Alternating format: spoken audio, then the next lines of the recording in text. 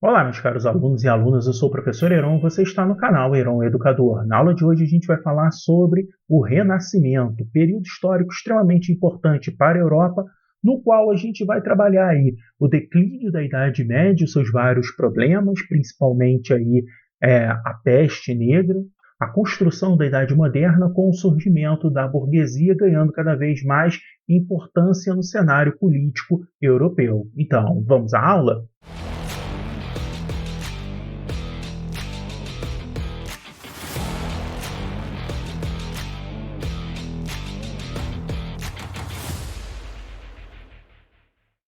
Então a gente vai começar a aula falando sobre o declínio da Idade Média, e uma das coisas que mais vai marcar esse declínio é a grande fome e o aumento populacional. Isso por conta de uma série de situações no qual a gente vai perceber dentro dos feudos, dentro daqueles castelos, uma população aumentando, não vai ter uma produção suficiente para alimentar todo mundo, e por outro lado a gente vai também perceber a partir aí do século XIV, uma sequência de más colheitas, invernos extremamente rigorosos dentro da Europa. Isso vai fazendo com que, de modo geral, os feudos vão sendo um local pouco aprazível, digamos assim, para serem habitados.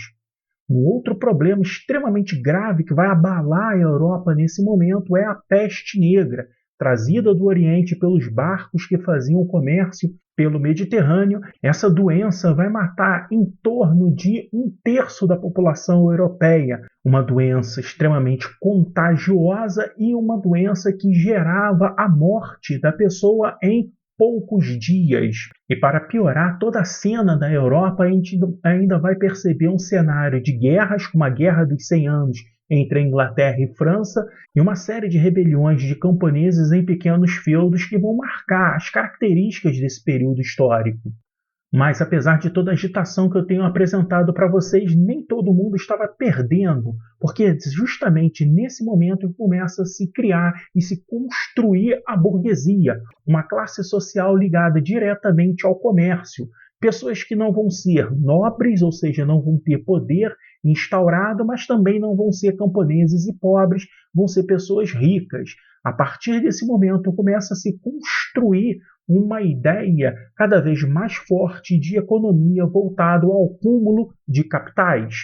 Além do surgimento da burguesia, a gente vai ter também uma corrente de pensamento que vai começar a questionar a ideia do teocentrismo, ou seja, Deus no centro de todas as coisas, apresentando uma nova percepção, como o antropocentrismo, ou seja, o homem sendo a medida de todas as coisas. E um reflexo desse antropocentrismo vai ser uma corrente muito importante chamada de humanismo. A ideia dos humanistas vão ser basicamente contrário a todas as explicações de cunho divino ou que se formalizem através de misticismo. É claro, os humanistas vão basicamente pensar que todas as coisas devam ser explicadas ou serem fundamentadas pela razão e não mais pela vontade de Deus.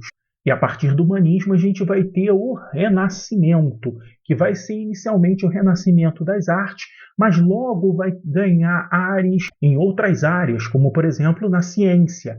Ali a gente consegue observar nessa imagem, perceba o seguinte, teto da Capela Sistina, Adão quase tocando em Deus, mostrando aí a perfeição humana e que o homem como centro de todas as coisas, criação direta de Deus. Lembre-se da percepção de que o homem teria sido criado à imagem e semelhança de Deus, ou seja, o homem tinha um status superior a todos os demais seres da natureza. Com base nessa ideia de um homem mais livre do domínio ou da cercamento, digamos assim, da igreja e das ideias místicas, eles vão recuperar a percepção lá da antiguidade clássica, no qual o homem vai exaurir a sua liberdade sem ser tolhido por nenhum elemento sobrenatural. E é claro, tudo isso só vai ser possível graças ao financiamento da burguesia. Classe social essa que estava começando a se desenvolver economicamente e começa também a pleitear questionamentos sobre a divisão social estabelecida, principalmente tentando se posicionar diante do poder. É claro que para os burgueses não era interessante serem comparados aos camponeses, mas eles ainda não tinham um lugar natural dentro da configuração social da Europa medieval. Daí a necessidade de construir uma nova Europa, uma nova ideia moderna que englobasse os interesses da própria burguesia. E assim eles vão financiar não só a arte, como também a ciência. Percebam aí, e olha que ideia bem bacana, uma característica do Renascimento é a pintura em perspectiva. Veja um detalhe que eu quero chamar a atenção para vocês, que o casal de burgueses, é claro, vai ser pintado. E ao fundo a gente vai ver um espelho. Olha o close aqui no espelho. A gente vai ver o casal de costas, claro, reflexo do espelho. E ao fundo o próprio pintor. Uma marca da ideia de perspectiva, característica essa do Renascimento. Mas como eu disse, o Renascimento não vai ficar só dentro das artes. Também vai ganhar força com elementos da política, como, por exemplo, o próprio Maquiavel, dentro de romances como Shakespeare, por exemplo, que vai ser um dos grandes nomes do Renascimento dentro da Inglaterra. Quando você ouve a história de Romeu e Julieta, o que está por trás disso? Por que as famílias se odiavam tanto? A noção por trás dessa ideia aí de Shakespeare está no seguinte: ainda que houvessem diferenças entre as famílias, o amor estava acima de tudo, e o amor é uma percepção humana. Percebam como as coisas vão se encaixando, e quando você analisa que o amor tem que estar acima de todos os interesses da família e todos os interesses de casamentos arranjados, você vai conseguir configurar a desconstrução de ideias típicas da Idade Média. Agora eu quero chamar a atenção para a leitura de um pequeno texto. Vamos a ele. O Renascimento Científico ou Revolução Científica ocorreu na Europa a partir do século XV, Idade Moderna, e deu bases para a consolidação da ciência moderna. O Renascimento e a Revolução Científica constituíram o que foi, talvez, o período mais significativo de descoberta e crescimento das ciências em toda a história. Este período precedeu o Iluminismo. É com base nessa revolução científica que a gente vai perceber a construção de um novo modelo de sociedade. Modelo esse que não vai ser regido pelas ideias naturais da vontade divina, e sim das ideias de organização por parte das pessoas. É o homem centro de todas as coisas que vai organizar a sociedade a partir do seu próprio interesse. Dentro da ciência vai ganhar muita força a percepção aí de que o universo ele não vai ser finito e ordenado, tal qual se acreditava dentro da Idade Média. As percepções de que o universo vai passar a ser infinito e a Terra não vai ser mais o centro de todas as coisas, muito menos posteriormente se descobre teoria aí heliocêntrica. São questionamentos que vão ser muito profundos e vão abalar as estruturas, principalmente da Igreja Católica, que a gente vai ver um pouco mais para frente os desdobramentos dessas ideias humanistas e renascentistas para a Igreja especificamente. O Renascimento fugiu dos dogmas da Igreja buscando na razão humana suas bases. A burguesia foi beneficiada com essas ideias, tanto por sua prática comercial quanto por sua posição social. Olha aí a ideia do humanismo dentro da perspectiva da perfeição humana. Davi, o grande herói bíblico, esculpido por Michelangelo. E ali a gente vai perceber toda a construção da perfeição humana. Para que a gente possa finalizar essa aula, eu vou comparar dois textos para que você possa perceber as diferenças entre eles.